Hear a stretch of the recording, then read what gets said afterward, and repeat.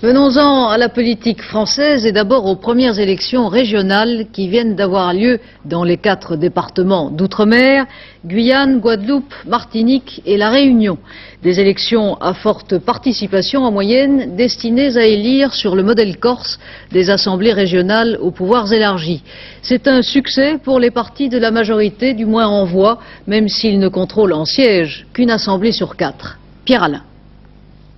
2 remarques globales. La gauche progresse nettement dans son ensemble, elle l'emporte partout en nombre de voix, mais dans 2 cas seulement en nombre de sièges.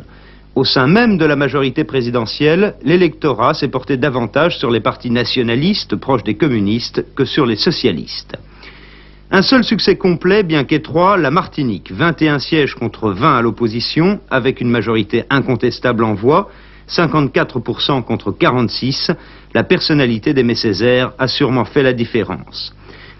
Comme en Guadeloupe, la personnalité de Madame Michaud-Chevry, tête de liste de l'opposition. Celle-ci l'emporte également de justesse, 21 sièges contre 20, mais la gauche reste majoritaire en voix. La barre des 5% a empêché plusieurs petites listes se réclamant de la gauche d'être représentées. Même phénomène à La Réunion où la participation était la plus forte, plus de 50% des suffrages pour la gauche, mais seulement 22 sièges, contre 49% à l'opposition qui l'emporte avec 23 sièges.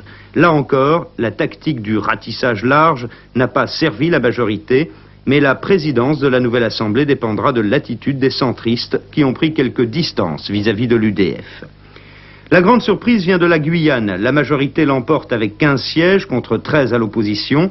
Mais la Guyane est le seul département d'outre-mer où les indépendantistes pourront figurer au sein de la nouvelle Assemblée. Avec près de 9% des voix, ils décrochent 3 sièges. Après avoir reproché à la gauche de renier ses convictions nationalistes, ils joueront un rôle d'arbitre.